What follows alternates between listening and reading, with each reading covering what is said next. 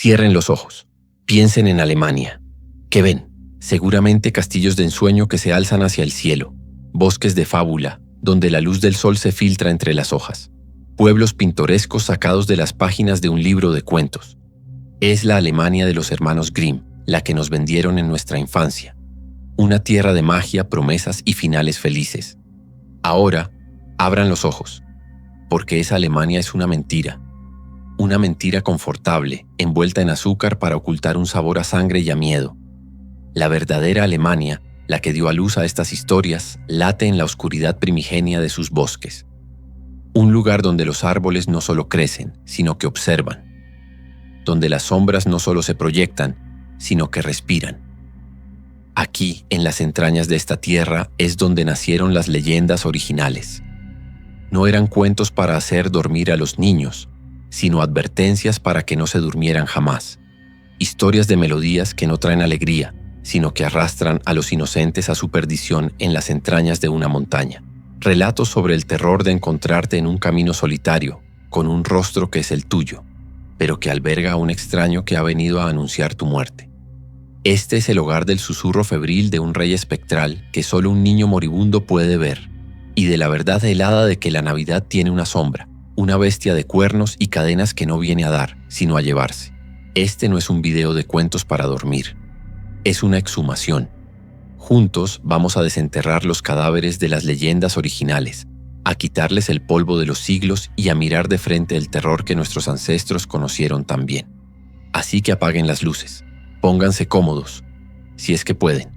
El viaje a la mitología oscura de Alemania, al origen de sus peores pesadillas, comienza ahora. El flautista de Hamelin. Hay historias que se susurran a los niños para enseñarles una lección, y luego hay historias que se susurran porque son cicatrices en la memoria de un pueblo, advertencias escritas con la tinta del miedo y la pérdida.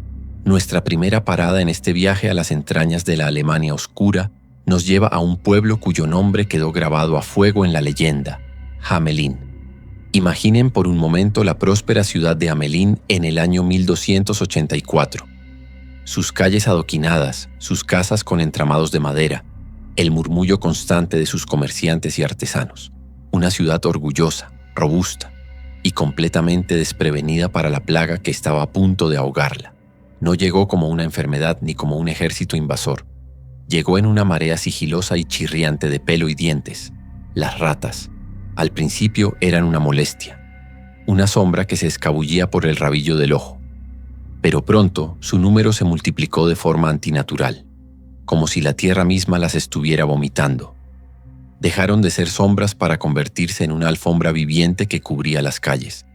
Sus chillidos agudos eran la banda sonora perpetua de la ciudad, un coro demencial que se filtraba por debajo de las puertas y a través de las paredes. Eran una plaga inmunda de ojos como esquirlas de obsidiana que lo devoraban todo. El grano en los silos, el pan en las alacenas, el cuero de los zapatos. Se cuenta que incluso royeron los nombres de los difuntos en los registros de la iglesia. Los ciudadanos de Hamelin vivían en un estado de asedio perpetuo. Las madres aterrorizadas encontraban nidos de ratas en las cunas de sus bebés. Los hombres más valientes ponían trampas y veneno solo para encontrar a la mañana siguiente las trampas destrozadas y el veneno ignorado, como si la horda estuviera guiada por una inteligencia maligna y burlona. El hedor a podredumbre y enfermedad se aferraba al aire, denso y sofocante. Hamelin se estaba ahogando en su propia inmundicia. Su desesperación era un festín para la plaga. Fue entonces, en el cénit de su angustia, cuando un extraño apareció en las puertas de la ciudad. No era un caballero ni un mercader. Era un hombre alto y enjuto, vestido con un atuendo estrafalario, una explosión de colores chillones, rojo y verde, que contrastaba grotescamente con la gris desesperanza de Hamelin. Su rostro era insondable, con una sonrisa que nunca llegaba a sus ojos, dos pozos de una quietud perturbadora, y colgada a su costado, una simple flauta de madera. Se presentó ante el alcalde y el consejo de la ciudad. Su voz era tan suave como la seda, pero con un filo que exigía atención. Se presentó como un cazador de ratas, un exterminador de plagas, y les hizo una promesa. Por la suma de 1000 florines de oro, él libraría a Hamelin de cada una de las criaturas que la atormentaban.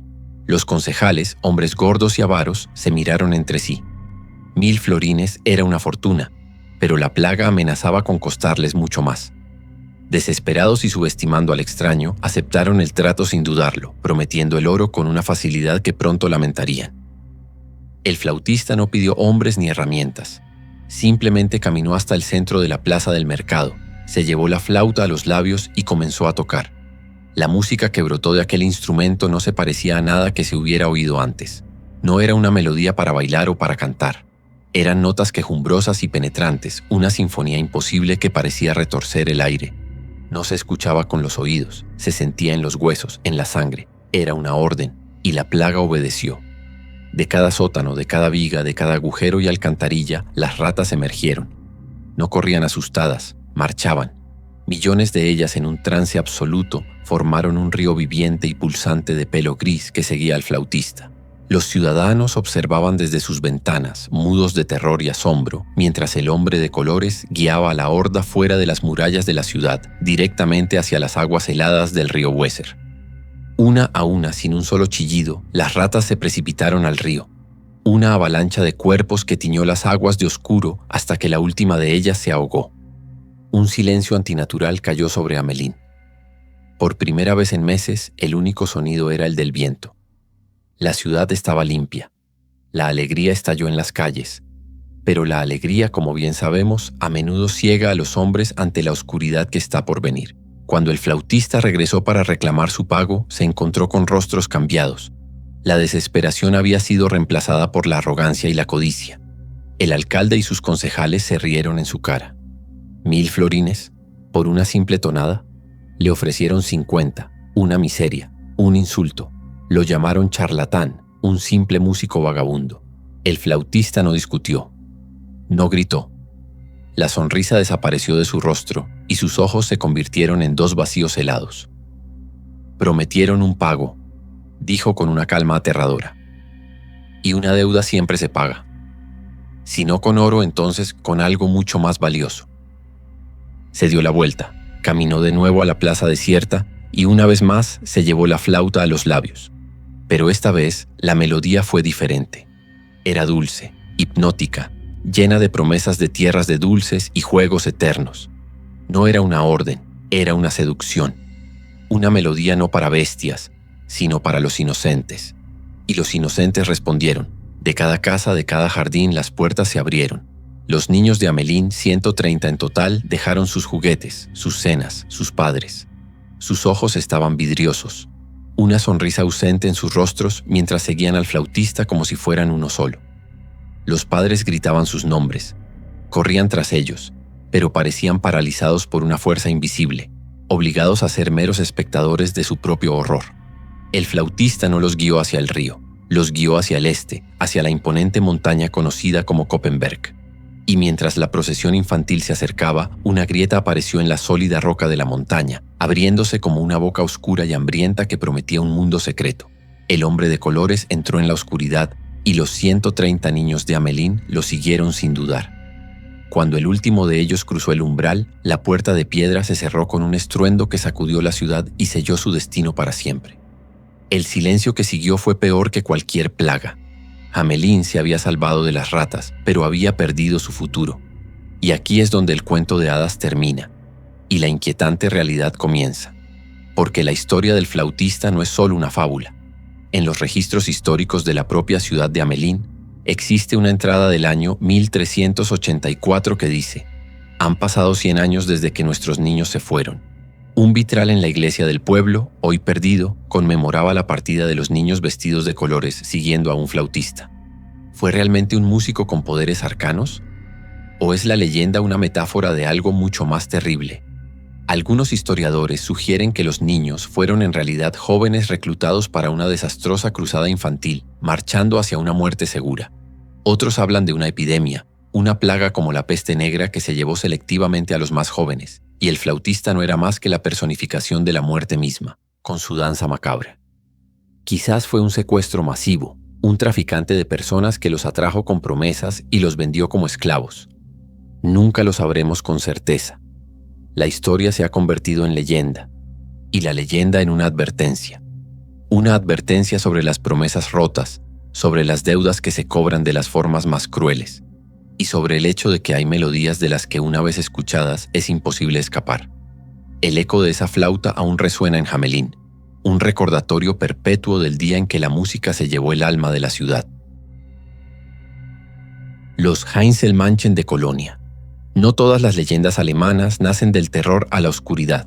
Algunas surgen de una oscuridad muy diferente, la que anida en el corazón humano, la que nace de la codicia y la curiosidad insaciable. Nuestra siguiente historia no es un cuento de criaturas que te arrebatan la vida, sino uno que narra cómo la humanidad puede ahuyentar su propia magia. Viajemos a la antigua ciudad de Colonia, en una era laboriosa y agotadora. Imaginen las vidas de sus artesanos. El panadero, con los brazos cubiertos de harina y los hombros vencidos por el peso de amasar antes del alba. El sastre, con los ojos enrojecidos a la luz de una vela, luchando por terminar una costura perfecta.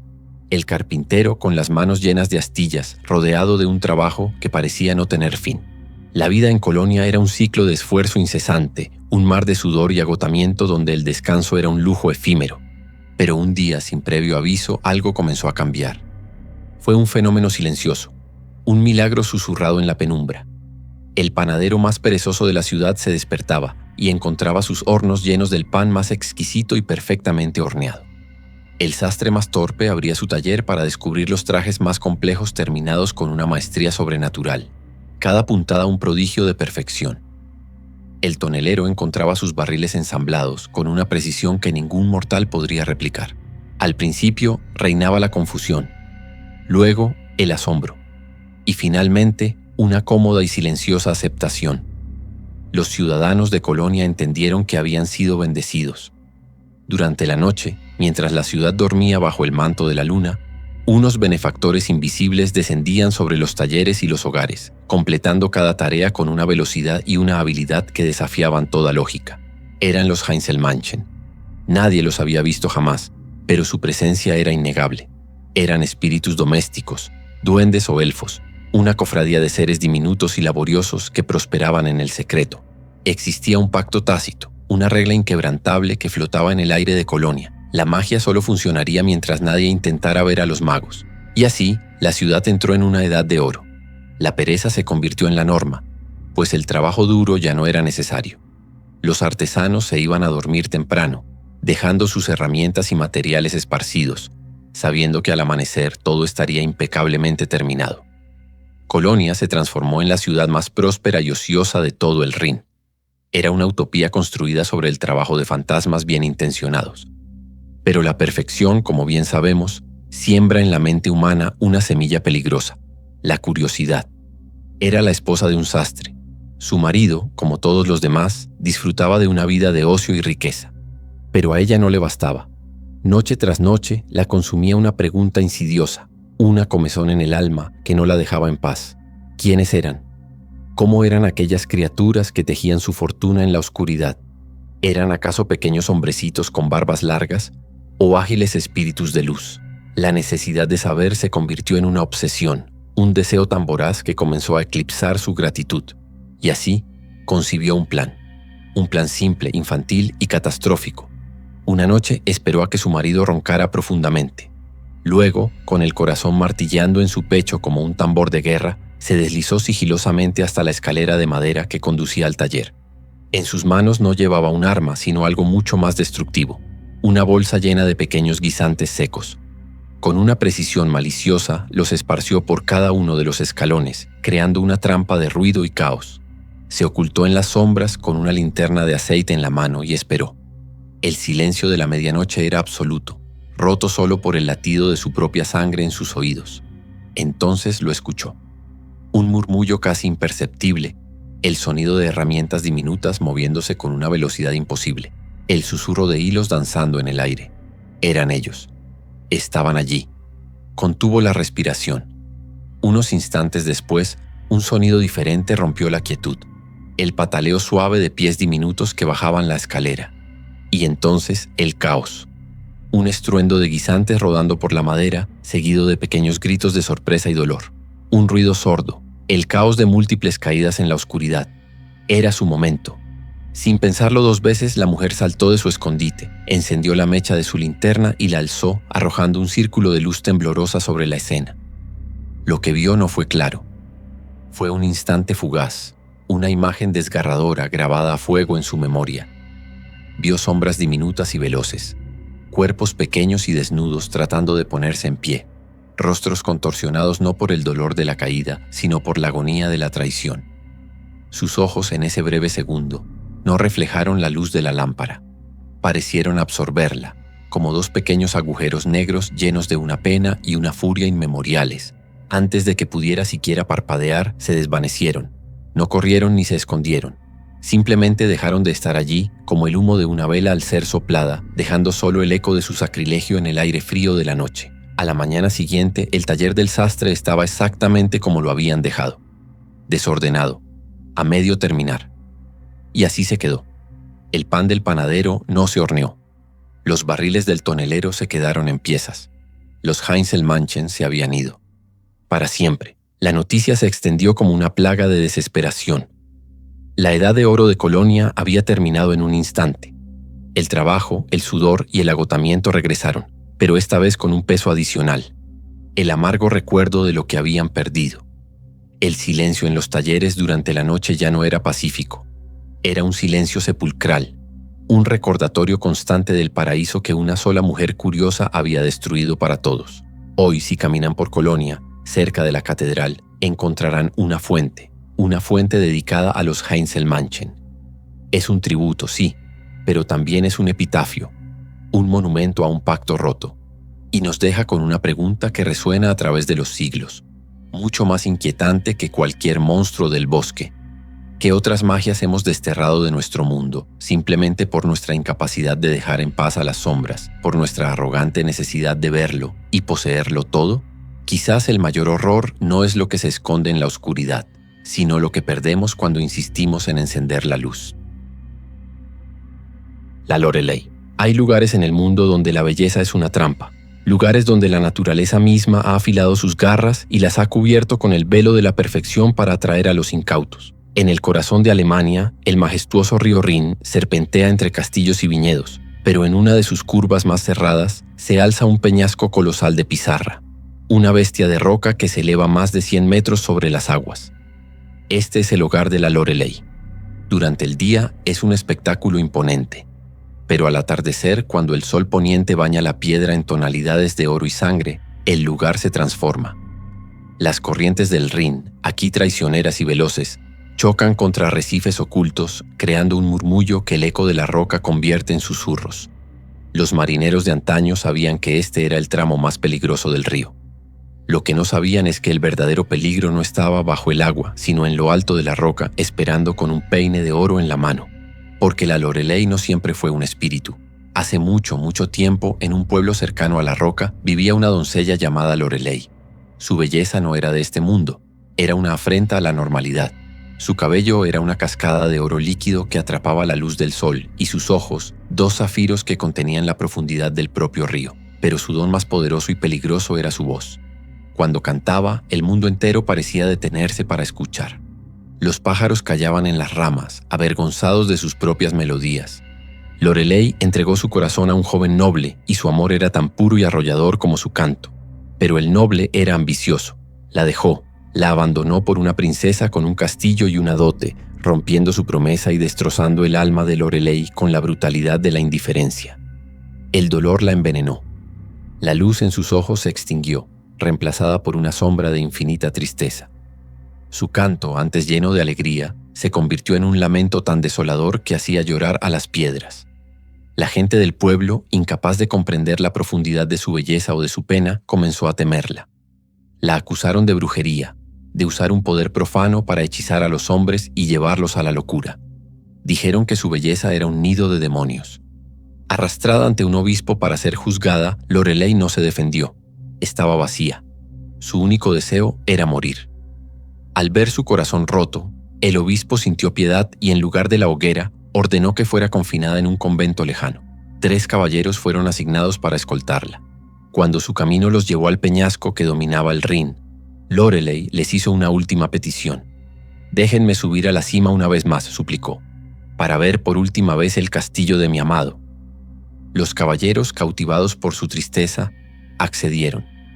Loreley subió con una agilidad fantasmal, su figura dorada recortada contra el cielo crepuscular. Se asomó al abismo. a las aguas oscuras que se arremolinaban abajo. No buscaba un castillo, buscaba la libertad. Miró a los caballeros y por un instante una sonrisa triste y aterradora se dibujó en sus labios.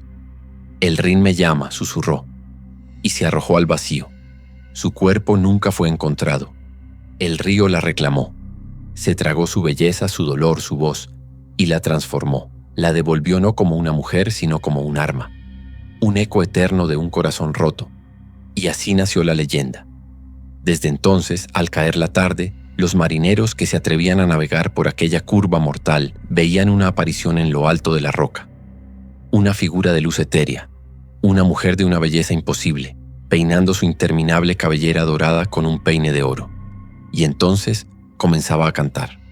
Su voz se elevaba sobre el murmullo del agua, una melodía que no era de este mundo.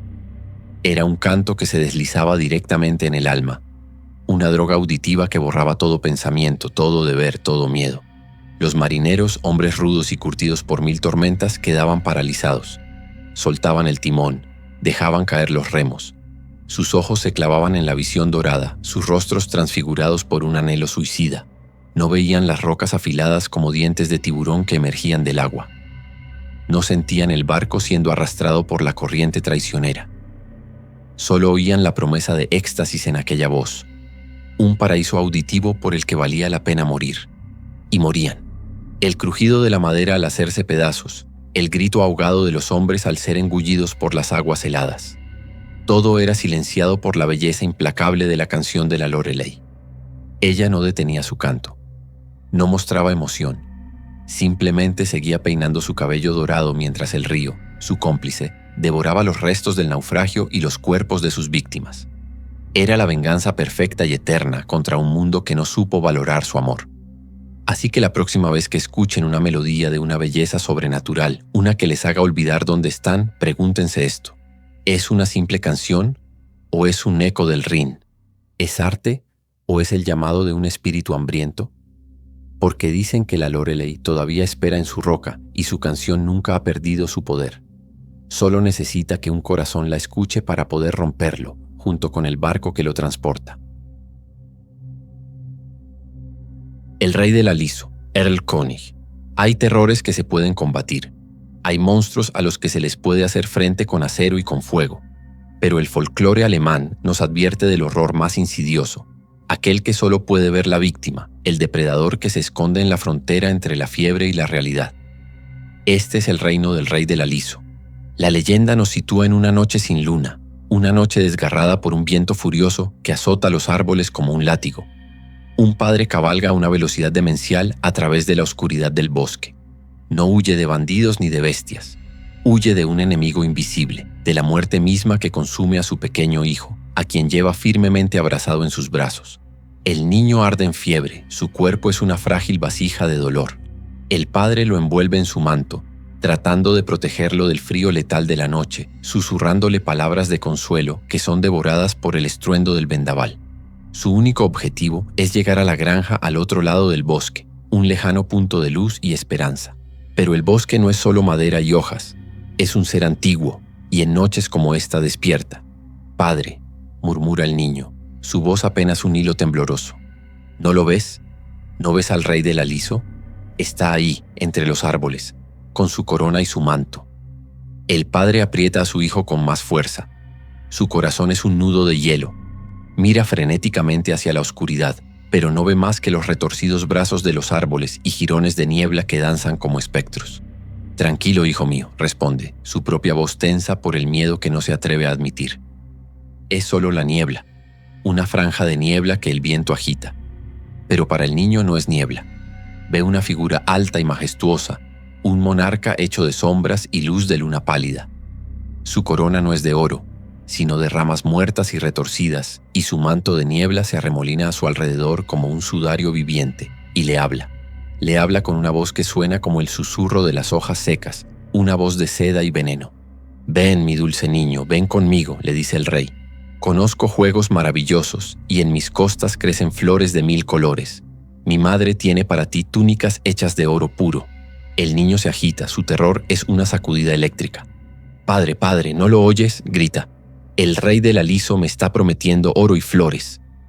Silencio, mi pequeño, mantén la calma, suplica el padre, espoleando al caballo para que corra aún más rápido. El galope es una plegaria desesperada. Es solo el viento, hijo, el viento que silba entre las hojas secas. Pero la visión se vuelve más intensa. El rey del aliso ya no está a la distancia. Ahora cabalga junto a ellos, una presencia fantasmal que se desliza entre los árboles. Y no está solo. ¿No ves a mis hijas, mi pequeño?, susurra el rey. Su aliento es frío como la escarcha. Te esperan en la noche. Ellas danzarán para ti, te arrullarán y te cantarán hasta que duermas para siempre. El niño ahora ve figuras pálidas y etéreas, doncellas de cabello de telaraña y ojos vacíos que flotan en la penumbra. Se ríen sin sonido y extienden hacia él sus manos translúcidas, invitándolo a una danza macabra de la que no hay retorno. «Padre, mírame, padre», chilla el niño, su voz quebrada por el pánico. «Ahí están las hijas del rey, en ese lugar oscuro». «Lo veo, hijo, claro que lo veo», miente el padre. Su desesperación es un sabor a ceniza en la boca. «Son solo los viejos sauces grises, nada más que los viejos sauces». El padre ya no cabalga, vuela. El caballo es una bestia de sudor y pánico. Sus cascos golpean la tierra como martillos forjando un destino ineludible. Pero no es suficiente. El rey del aliso se impacienta. Su voz seductora se convierte en un gruñido de posesión, una amenaza que congela la médula. «Te amo, niño. Tu belleza me ha cautivado. Y si no vienes por tu voluntad, entonces usaré la fuerza». El niño lanza un último grito, un alarido que desgarra la noche. «Padre, padre, me atrapa. El rey del aliso me ha hecho daño». El padre siente como el niño es sacudido por un violento espasmo. La entidad invisible ha atacado. El padre no ve garras, no ve un arma, pero siente el resultado. Un frío antinatural que emana del cuerpo de su hijo. Un peso muerto y definitivo que de repente se instala en sus brazos. Aterrorizado, el jinete llega por fin a la granja. La puerta se abre, la luz cálida se derrama. Pero es demasiado tarde. El padre mira hacia abajo. En sus brazos el niño yacía muerto. Y aquí, en este final abrupto y brutal, la leyenda nos clava sus garras y se niega a soltarnos. Nos deja con la pregunta que es el verdadero corazón del terror. ¿Qué fue lo que mató al niño? ¿Fue el rey del aliso, un verdadero secuestrador de almas que arrancó la vida del pequeño con un toque helado? ¿O fue simplemente la fiebre, el delirio final de una mente infantil que en su agonía dio forma a su miedo, personificando a la muerte como un rey oscuro con promesas vacías? Nunca lo sabremos. Y esa incertidumbre es el verdadero monstruo. Un monstruo que nos hace preguntarnos qué visiones nos esperan a nosotros en nuestra última noche, cuando la fiebre y la oscuridad vengan a reclamarnos. El doppelgänger. De todas las criaturas que acechan en las sombras de la mitología alemana, ninguna es tan íntima y tan devastadora como esta. No tiene garras colosales ni un rostro repleto de dientes. Su única arma es tu propio rostro. Su nombre es doppelgänger, una palabra que hiela la sangre. El que camina al lado. No es tu gemelo, no es tu hermano. Es un doble espectral, un eco de tu ser hecho de sombra y mala fortuna. Una copia carbón de tu alma que se desprende de ti para caminar por el mundo. Y si alguna vez el destino en su infinita crueldad permite que tus ojos se posen sobre él, considérate sentenciado. Porque ver a tu doppelgänger es recibir tu propia esquela fúnebre. Imaginen esto. Es el crepúsculo. Caminan por una calle solitaria de una ciudad antigua. La niebla se aferra a los adoquines húmedos. El aire de repente se enrarece y se vuelve gélido, como si el verano hubiera muerto en un instante. Un silencio denso, opresivo, cae sobre el mundo. Es entonces cuando lo ven. A lo lejos, bajo la luz parpadeante de un farol, camina una figura. Al principio no le prestan atención, pero algo en su andar, en la forma en que inclina la cabeza, les resulta familiar.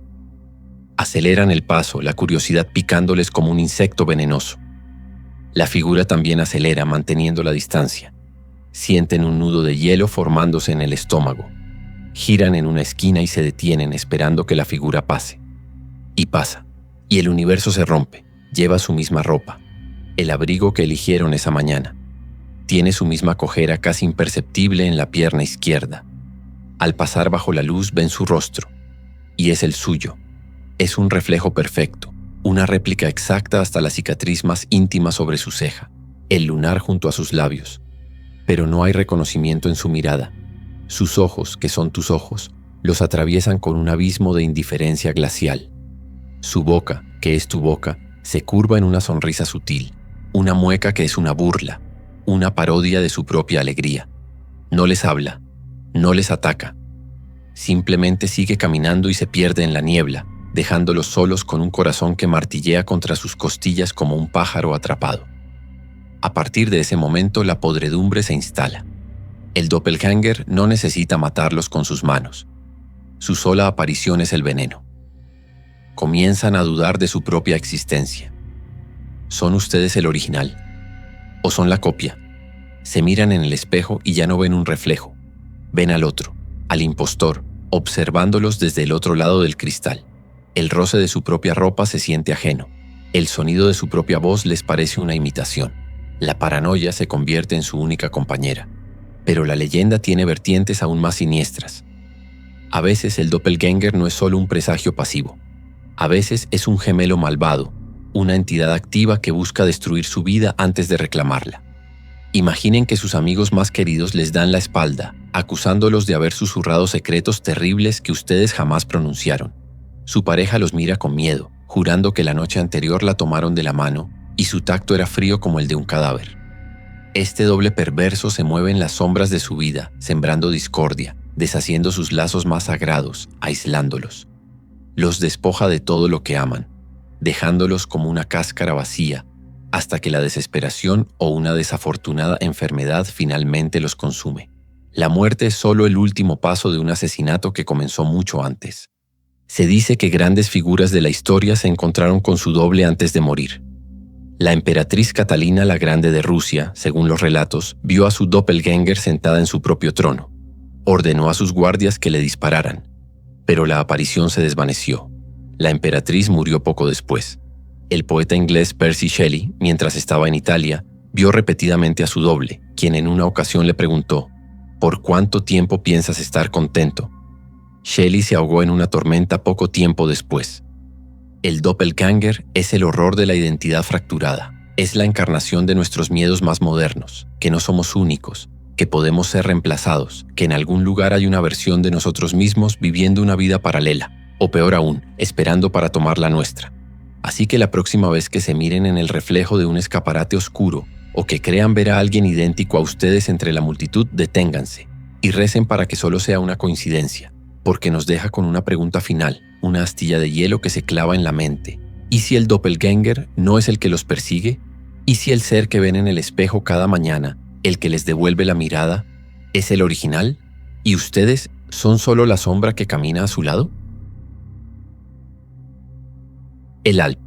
Todos conocemos el santuario de la noche, el dulce abandono en los brazos del sueño. Es el momento en que nuestras mentes se liberan y nuestras defensas caen. Pero el folclore alemán nos advierte que no todas las noches son un refugio. A veces, la oscuridad no solo nos rodea, sino que nos invade, y tiene un nombre. Imaginen que están durmiendo. No es un sueño profundo, sino ese estado lúcido y extraño en el que son conscientes de estar en su propia cama, en su propia habitación. Pueden sentir el peso de las sábanas, oír el tic-tac del reloj en la distancia. Están despiertos, pero su cuerpo no responde. Se ha convertido en una estatua de carne, y ustedes son un prisionero en su propio cráneo. El pánico comienza a florecer, una enredadera helada que trepa por su espina dorsal. Intentan mover un dedo, solo uno, como prueba de que aún tienen control. Nada. Intentan gritar, llamar a alguien, pero su garganta es una tumba sellada. El grito muere en sus pulmones antes de nacer. Sus ojos, lo único que les obedece, se mueven frenéticamente en la penumbra. Y es entonces cuando lo sienten. No es un sonido, es un cambio en la presión del aire. Una presencia densa y malevolente que se filtra en la habitación como humo corrupto. No rompe la puerta, no abre la ventana. Simplemente está ahí. Desde la esquina más oscura de la habitación, una sombra se desprende de las demás. Es pequeña, retorcida, la silueta de un duende o un gnomo deforme, con extremidades largas y huesudas. Pero lo que les roba el aliento son sus ojos. Dos brasas de odio incandescente que los miran fijamente, no como a una persona, sino como a una presa. Comienza a moverse hacia ustedes. No camina. Se desliza sobre el suelo con una fluidez antinatural, un depredador de la noche que no necesita tocar el suelo. Y con cada centímetro que se acerca, ustedes sienten un peso invisible que comienza a descender sobre su pecho. Cuando llega al borde de su cama, se detiene. Por un instante, solo los observa, saboreando el terror que emana de ustedes como un perfume. Y luego, con una agilidad espantosa, salta sobre su pecho. El impacto es cataclísmico. Aunque la criatura es pequeña, el peso que descarga sobre ustedes es el de una losa de tumba, el de un gigante. El aire es expulsado de sus pulmones en una explosión silenciosa de agonía. Su esternón cruje bajo una presión asfixiante, inhumana. El aire de la habitación se convierte en veneno espeso. Luchan por inhalar una sola molécula, pero el peso les niega hasta el más mínimo alivio. Y ahora lo tienen cara a cara. Es el Alp. Su rostro es una pesadilla de arrugas y malicia, su piel del color de la ceniza. Una sonrisa se extiende por su cara, una fisura repleta de dientes afilados como agujas. Se inclina sobre ustedes y su aliento es una ráfaga de podredumbre, el olor de tierra de cementerio y carne rancia. Les susurra al oído, no con palabras, sino con pensamientos inyectados directamente en su mente. Se burla de su parálisis. Les cuenta cómo va a disfrutar aplastando la vida de su cuerpo, cómo se alimentará de su último y aterrorizado aliento. En algunas leyendas, el Alp es un cambiaformas. Puede ser un gato negro que se enrosca sobre su garganta, sus garras presionando su tráquea. Puede ser una serpiente que se enrosca alrededor de su torso, apretando más y más hasta que sienten que sus costillas se van a hacer añicos. A veces, lleva un sombrero mágico, un tarncape que le otorga invisibilidad. La ciencia moderna, en su intento por despojar al mundo de sus monstruos, llama a esta experiencia parálisis del sueño. Una simple falla en el cerebro, un cruce de cables entre el estado REM y la vigilia. Pero, ¿es la ciencia una explicación o una coartada? Porque durante siglos antes de que existieran los laboratorios de sueño, la gente sabía exactamente lo que era. Era el Alp. Y sabían cómo combatirlo. Sabían que el acero, un cuchillo bajo la almohada, podía herirlo. Sabían que dejar los zapatos apuntando en dirección contraria a la cama podía confundirlo. Pero esta noche, ustedes no tienen un cuchillo. No han pensado en sus zapatos. Solo tienen el peso, el terror y la certeza de que están a punto de morir. La oscuridad detrás de sus párpados comienza a cerrarse. El mundo se desvanece bajo la presión implacable. Y de repente, se ha ido. Con una bocanada de aire desesperada, vuelven en sí, sentados en la cama, empapados en un sudor helado. El sol comienza a despuntar por la ventana. Están solos. ¿Fue real? ¿O fue solo una pesadilla? Pero la sensación en su pecho, ese dolor sordo y profundo, les dice la verdad. El santuario de su dormitorio ha sido profanado. La cama ya no es un lugar de descanso, sino un potencial altar de tormento. Y esto nos deja con una última y escalofriante pregunta. El Alp visita a los durmientes, eso dicen las leyendas. Pero, ¿los elige al azar? ¿O hay algo en nosotros, un miedo oculto, una tristeza, que lo llama desde la oscuridad? Y esta noche, mientras se entregan al sueño, ¿están seguros de que no los ha elegido a ustedes? Holda, la Dama Blanca, Frau Holle.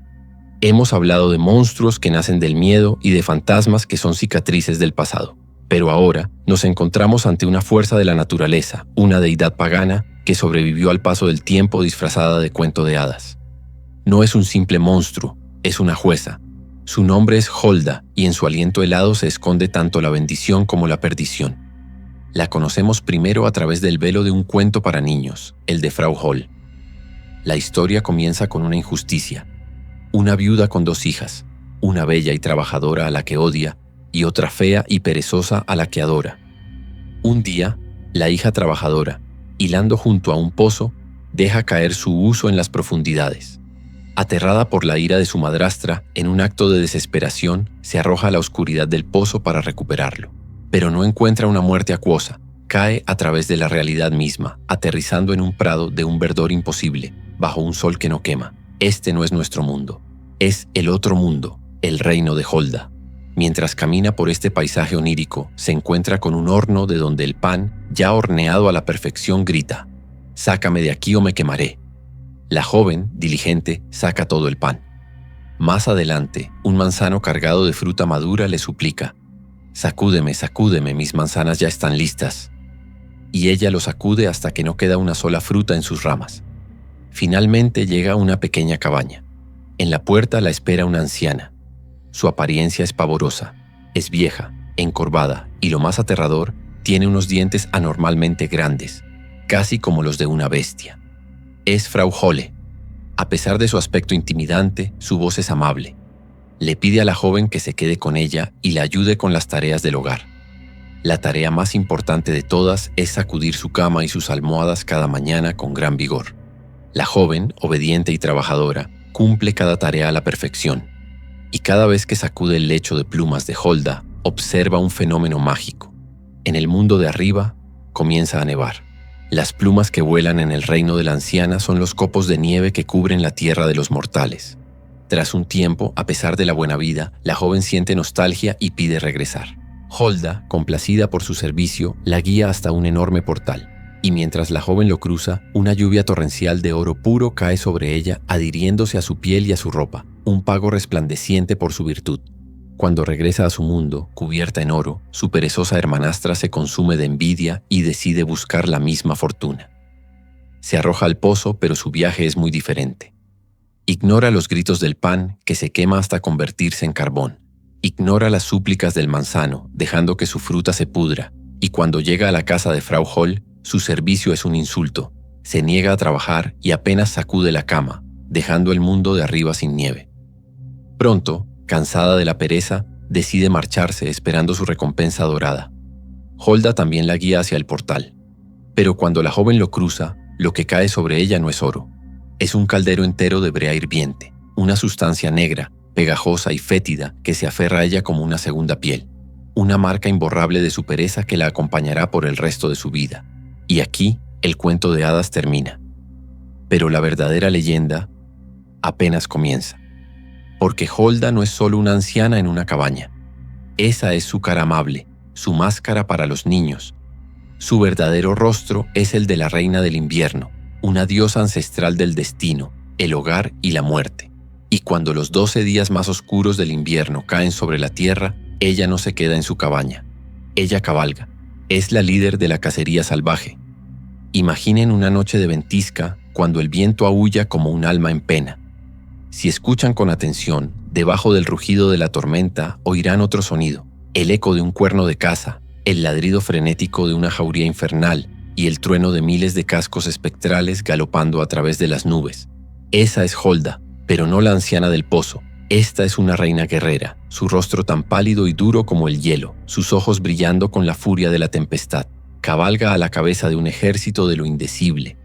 Fantasmas de guerreros caídos, demonios menores y las almas de los pecadores y los no bautizados, todos arrastrados en su estela como una marea de desesperación. Sus sabuesos no son de carne y hueso, son bestias hechas de sombra y escarcha, con ojos de fuego infernal y fauces que gotean ectoplasma. Cualquier mortal lo suficientemente necio o desafortunado como para encontrarse a la intemperie durante su paso está condenado. Ser testigo de la cacería es una sentencia de locura o muerte, y ser atrapado por ella es un destino peor. Tu alma es arrancada de tu cuerpo y obligada a unirse a la horda, a cabalgar en esa tormenta eterna hasta el fin de los tiempos. Holda es, por tanto, el juicio personificado. En su forma amable, juzga la laboriosidad y la pereza, recompensando con oro y castigando con brea. En su forma oscura, lidera la cacería de las almas corruptas, limpiando el cielo nocturno. Ella es la que establece el estándar, la que mide el valor de un alma durante todo el año.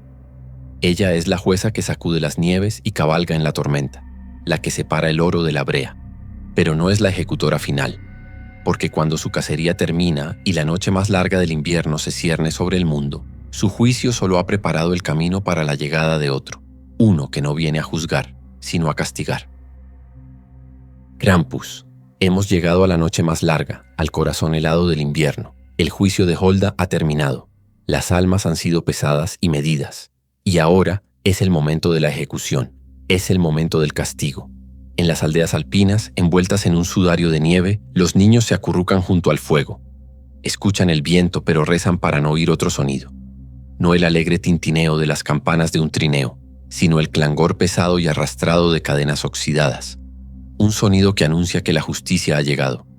Pero no es una justicia de perdón, es una justicia de garras y furia, porque San Nicolás no viaja solo.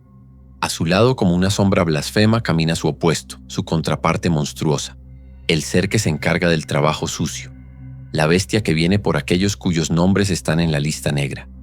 Él es Krampus. Su figura es una abominación, una pesadilla nacida del paganismo más salvaje. No es humano. Es una monstruosidad mitad cabra, mitad demonio. Su cuerpo está cubierto por un pelaje negro y enmarañado, apestando a animal mojado y a la frialdad de la tumba. De su cabeza brotan 2 cuernos colosales, retorcidos como las ramas de un árbol muerto, tan grandes que raspan los dinteles de las puertas. Sus piernas son las de un sátiro, poderosas y cubiertas de pelo, terminando no en pies, sino en pezuñas hendidas. Una de cabra, la otra de hombre, dicen algunos. Un símbolo de su dominio sobre el mundo de las bestias y el de los hombres. Cada paso que da sobre la nieve inmaculada no deja una huella, sino una marca quemada, un estigma de su origen infernal. Pero su rostro es un mapa del terror, un hocico bestial del que cuelga una lengua obscenamente larga, bífida y serpentina, que se agita en el aire helado saboreando el miedo. Sus ojos no son ojos, son 2 brasas incandescentes que arden con una inteligencia perversa y una sed de castigo milenaria. En una mano no lleva regalos, lleva un manojo de varas de abedul, el ruten, un látigo natural diseñado no para advertir, sino para desollar, para dejar surcos de fuego en la piel de los desobedientes, y en su espalda no carga un saco de juguetes. Carga una enorme cesta de mimbre o un saco mugriento, curtido por los años y manchado por los llantos de sus víctimas. Es el recipiente donde se cosecha a los niños malos. La noche del 5 de diciembre, la Krampusnacht, es su noche. Mientras el benevolente San Nicolás entra en los hogares, su barba blanca un símbolo de pureza y recompensa a los niños buenos con dulces y frutas, Krampus espera afuera, en la penumbra, su silueta una mancha de oscuridad contra la nieve. Es el depredador paciente, el ejecutor que espera la orden. Cuando el santo ha terminado, llega el turno del monstruo. La puerta no se abre suavemente. Es arrancada de sus goznes con una furia explosiva. Y ahí está él, una montaña de pelo y furia que llena la habitación con su presencia y su hedor. No pregunta nombres. Él ya lo sabe. El sonido que emite no es una voz, es un gruñido gutural que hace vibrar las paredes, el sonido de una bestia a punto de darse un festín. El castigo es rápido, brutal y sin piedad. Las varas de abedul silban en el aire, una y otra vez, un torbellino de dolor que no distingue entre súplicas y llantos. Es una purga violenta, un bautismo de sufrimiento. Pero el azote no es el final, es solo el preludio. Para los peores, para aquellos cuya maldad ha manchado el año, el verdadero horror apenas comienza. Con una de sus garras afiladas como navajas, los arranca de sus camas, los levanta en el aire como si no pesaran nada y sin ceremonia los arroja dentro de su saco. El saco se cierra. La oscuridad es absoluta. Y lo último que escuchan del mundo es el sonido de las cadenas arrastrándose, alejándose de su hogar para siempre. ¿A dónde los lleva? Las leyendas son crueles en sus sugerencias. Algunos dicen que los arrastra a su guarida en las entrañas de la tierra, al infierno mismo, para ser sus sirvientes o su cena. Otros que los arroja a un río congelado para que el invierno los reclame. La verdad más aterradora es que nadie lo sabe. Simplemente desaparecen. Se convierten en un cuento con moraleja, en un susurro para asustar a la siguiente generación. Krampus es más antiguo que la Navidad. Es el remanente de un dios cornudo del invierno, un espíritu salvaje de la naturaleza que el cristianismo no pudo erradicar. Lo único que pudieron hacer fue encadenarlo a su santo, convertirlo en el brazo ejecutor de una nueva moral. Pero su poder, su esencia, sigue siendo pagana, primal y absolutamente aterradora.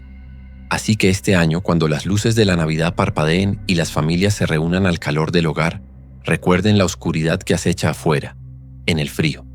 Y si en medio de la noche escuchan un ruido en el techo, un sonido de cadenas en el viento, deténganse a pensar. Pregúntense si es el suave caminar de un santo que ha venido a dejar regalos, o el pesado galope de una pezuña hendida, la llegada de una sombra que no ha venido a dar, sino a llevarse lo que le pertenece.